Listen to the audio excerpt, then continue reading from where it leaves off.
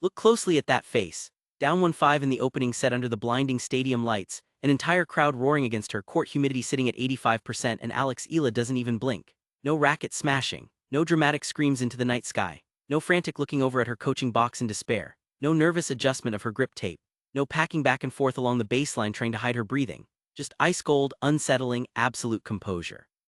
By the time you finish this video, you will understand why the most dangerous player on the WTA Tour right now isn't the multimillionaire holding multiple Grand Slam trophies. It's the 19-year-old carrying a nation's unresolved revenge.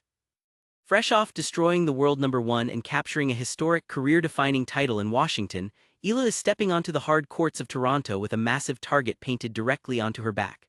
Every locker room on tour is talking about her. Every opponent's scouting team is rewatching her matches in slow motion, analyzing her ball placement, her return stance, and her forehand wrist snap. Every opponent now looks at her not as an rising underdog, but as the benchmark they have to beat if they want to stay relevant. But there is one specific name sitting on her official record as an unresolved debt from earlier this very season, and she's about to step onto the main court under the stadium lights to settle it once and for all.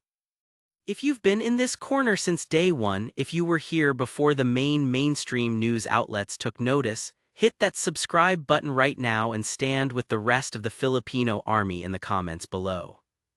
On paper, Wednesday's second-round clash at the Canadian Open looks like a routine WTA 1000 matchup. Eala, the newly minted 25th seed, faces Alycia Parks, an explosive American power hitter who holds a brutal victory over Eala from the Australian Open earlier this year. Parks is playing to defend her spot, her reputation, and an entire tennis establishment that expects massive flat serves and physical dominance to crush delicate tactical rhythm.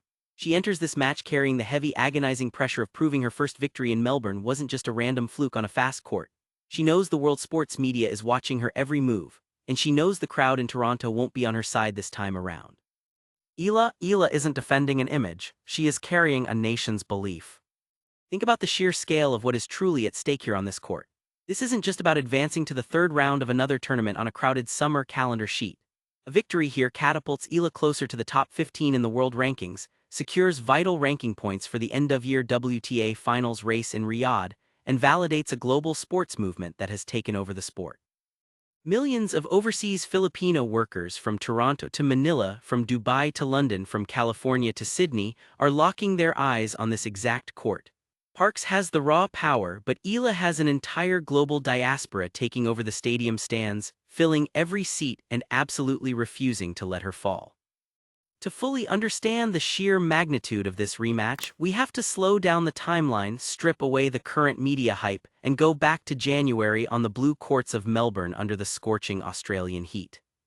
At the Australian Open, when Parks pushed Eala to the absolute brink with raw athletic power, heavy kick serves, and 120-mile-per-hour first serves, the teenager cracked under the weight of the moment. Unforced errors crept into her forehand wing. The frustration was visible on her face after every missed baseline rally. She looked young, inexperienced, and clearly overwhelmed by the sheer velocity coming off Parks' racket on fast courts. Every time Parks stepped up to the serve line, you could feel the momentum shift entirely to the American side of the net, while Eala struggled to find her rhythm or get a clean look at a second serve return. But look at the transformation since that brutal January defeat. Fast forward to today, when the ultimate crisis point hits, when she faces break points down 15-40 late in a deciding third set when the weather delays force a grueling title match across 2 separate days, Alex Eala transforms into an absolute brick wall. Where other young players panic, drop their heads, argue with line judges over tight line calls, and throw tantrums on court, Eala delivers an institutional white flag to her opponents through pure silence. No wasted energy. No theatrical breakdown, just relentless tactical precision, adjusting her baseline court position by inches to neutralize heavy, kicking balls and redirecting pace down the line. And why is her mind so unshakable now? Because in the stands it's not just corporate executives in quiet, polite applause. It's families who drove 8 long hours across the Canadian border just to wave a flag. It's shift workers standing on their feet after a 12-hour workday, chanting in Tagalog, wearing yellow, blue, and red jerseys. That kind of collective pride doesn't allow you to collapse under pressure. It becomes a physical shield. Pressure is a slippery thing, it crushes those who fight it, but for Eala, it has become raw aviation fuel. Since that January loss to Parks, Eala didn't just make small tweaks, she systematically dismantled the upper echelon of women's tennis point by point, opponent by opponent, surface by surface, leaving a trail of defeated champions behind her. She took down former Grand Slam champion Elena Rybakina at Wimbledon in front of a stunned center court crowd, proving her game translates seamlessly to fast grass courts against top-tier servers. She swept four-time major winner Naomi Osaka, not once but twice back-to-back, matching her off the ground stroke for stroke with deeper baseline depth, heavier topspin, and superior movement in long rallies. And she dismantled world number 1 Jessica Pegula to grab her first historic WTA title in front of thousands of screaming fans, surviving brutal conditions and mental pressure that would have broken experienced veterans. The mathematical proof is stacked so high that the mainstream tennis world can no longer look away or treat her as a short-term story.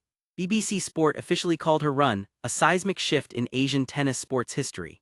Analysts and former top 10 legends have publicly noted her strategic evolution, calling her left-handed tactical adjustability and acute court angles frightening for her age. And here's the brutal mechanical reality Parks has to face on Wednesday. Eala only has a total of 80 ranking points to defend between now and the US Open. Because she exited early in Montreal last year, she has virtually nothing to protect and everything to conquer. While other seeded players are sweating over dropping points and falling down the world rankings, Eala is playing with pure house money, running on a high-octane comeback engine, and hunting down the last unresolved loss on her 2026 scorecard. If you look at the deep tactical breakdown of her return games over the last 3 months, Eala has elevated her break-point conversion rate to nearly 48% against top 30 opponents. That means the moment Parks drops her first serve percentage even by a fraction, Eala is stepping 2 feet inside the baseline to punish second serves. She turns your own power against you, absorbing pace on her backhand wing and redirecting line drives with surgical accuracy that wears down even the most powerful hitters on tour. Her left-handed serve out wide on the ad-court side creates unnatural angles that pull power hitters out of their comfort zone, opening up the entire court for easy two-shot combinations. Which brings us to the ultimate paradox of this Canadian Open draw. Alycia Parks may have the head-to-head record from January, but Alex Eala has the loudest movement in world tennis right now.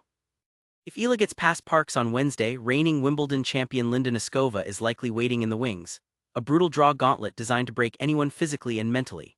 But betting against Alex Eala in big moments has been a losing strategy for months now.